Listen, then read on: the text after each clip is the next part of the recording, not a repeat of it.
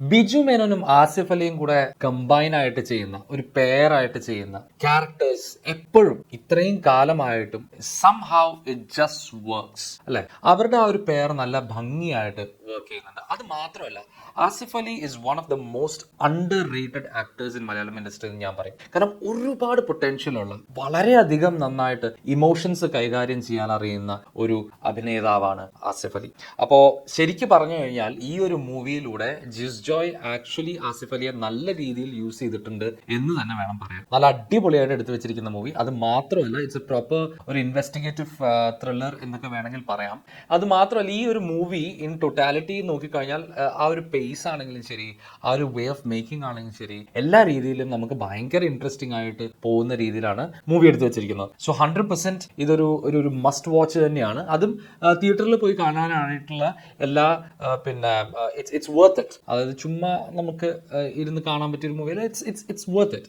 നമ്മൾ കൊടുക്കുന്ന കാശിനാണെങ്കിലും നമ്മൾ എടുക്കുന്ന ടൈമിനാണെങ്കിലും it's actually worth a movie എന്ന് തന്നെ വേണം പറയാൻ. അത് മാത്രമല്ല, എനിക്ക് പറയാനുള്ള കുറച്ച് കാര്യങ്ങൾ എന്താന്ന് വെച്ചാൽ, ഈ പറയുന്ന ആസിഫ് അലി എന്ന് പറയുന്ന നടന് എന്തുകൊണ്ടാണ് പലപ്പോഴായിട്ട് നമ്മൾ like we are not seeing him much on screens.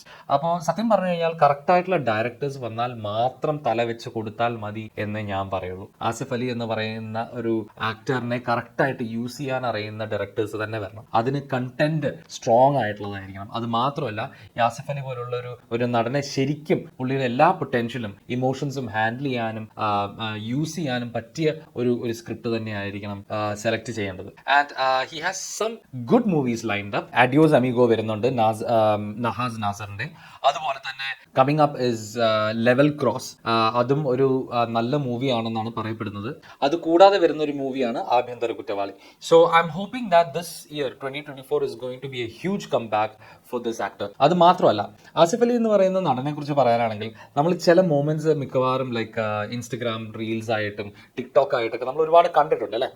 പുള്ളിയുടെ ആ ഒരു അഭിനയ മുഹൂർത്തങ്ങളിൽ എന്നൊക്കെ വേണമെങ്കിൽ പറയാൻ പറ്റുന്ന ഭയങ്കരമായിട്ട് ഡെപ്ത് പുള്ളിയുടെ കണ്ണുകളിൽ കാണിക്കാൻ പുള്ളിക്ക് സാധിക്കാറുണ്ട്. അതും വളരെ നിർവികാരമായിട്ടുള്ള ഒരു ഫേസിൽ തന്നെ ഒരു കണ്ണുനീരൊക്കെ വരുന്ന ഒരു സ്റ്റേജ് ഒക്കെ ആണെങ്കിൽ ഭംഗിയായിട്ട് ഭയങ്കര ബ്യൂട്ടിഫുൾ ആയിട്ട് ആസിഫ് അലി ഹാൻഡിൽ ചെയ്ത് കണ്ടിട്ടുണ്ട്. And this movie also has certain moments like that. അപ്പോൾ ശരിക്കും പറഞ്ഞു കഴിഞ്ഞാൽ ഒരു രണ്ട് police officers in one police station, രണ്ടുപേരും കൈൻഡ് ഓഫ് സിമിലർ ക്യാരക്ടറാണ്. രണ്ടുപേരും കുറച്ച് പിടിവാശി കൂടുതലുള്ള, ക്യാരക്ടർ ചേഞ്ച് ചെയ്യാൻ ആഗ്രഹമില്ലാത്ത, സ്വന്തം വാല്യൂസിൽ വളരെയധികം സ്ട്രോങ് ആയിട്ട് ബിലീവ് ചെയ്യുന്ന രണ്ട് പോലീസ് ഓഫീസേഴ്സ്. അവർ രണ്ടുപേരും ഒരു സ്റ്റേഷനിൽ തന്നെ, ഒരാൾ SI ആയിട്ടും ഒരാൾ CI ആയിട്ടും വരികയാണ്. അതിൻ്റെ ഇടയിൽ സംഭവിക്കുന്ന ഒരു കേസും അത് ബന്ധപ്പെട്ട് ഇവരെങ്ങനെ അത് ഹാൻഡിൽ ചെയ്യുന്നു എന്നുള്ളതൊക്കെയാണ് കഥ. പക്ഷെ ആ ഒരു മോർ ദാൻ ജസ്റ്റ് ഹാൻഡ്ലിങ്, ഇവർ തമ്മിലുള്ള ഒരു ഇമോഷണൽ ഒരു പിന്നെ ലൈനുണ്ട്. അത് നല്ല ഭംഗിയായിട്ട് ചെയ്തിട്ടുണ്ട് എന്നുള്ളതാണ്. അതായത് ആ ക്യാരക്ടർ വളരെ സ്ട്രോങ് ആയിട്ടുള്ള ക്യാരക്ടറാണ് ആസിഫ് അലിയുടെ. അതുപോലെ തന്നെ ബിജു മേനോന്റെ. രണ്ടുപേരും അടിപൊളിയായിട്ട് അഭിനയിച്ചിട്ടുണ്ട്. അത് മാത്രമല്ല, അതിൽ കൂടെ അഭിനയിച്ചിട്ടുള്ള എല്ലാവരും നല്ല ഭംഗിയായിട്ട് കാര്യങ്ങൾ കൈകാര്യം ചെയ്തിട്ടുണ്ട് എന്ന് തന്നെ വേണം പറയാൻ. So actually it's a must watch movie. 100% നിങ്ങൾ പോയി കാണേണ്ട മൂവിയാണ് Thalavan. And all the best to Asif Ali and his upcoming movies as well. And I hope this comeback for him is going to just ഒരു സ്പ്രീ ആയിട്ട് ഒരു ലോട്ട് ഓഫ് മൂവീസ് വരട്ടെ എന്ന് ആശംസിക്കുന്നു. And this is Gautham signing off from Chillax the movie talk. വീണ്ടും ഒരു എപ്പിസോഡിൽ കാണുന്നത് വരെ bye. And by the way, പോകുന്നതിന് മുമ്പായിട്ട് സബ്സ്ക്രൈബ് ചെയ്യാൻ മറക്കണ്ട. ഒരുപാട് നല്ല കണ്ടന്റ് നമ്മൾ ചെയ്യുന്നതാണ്. There's a lot of quality content coming up, and see you soon in another episode. Bye bye.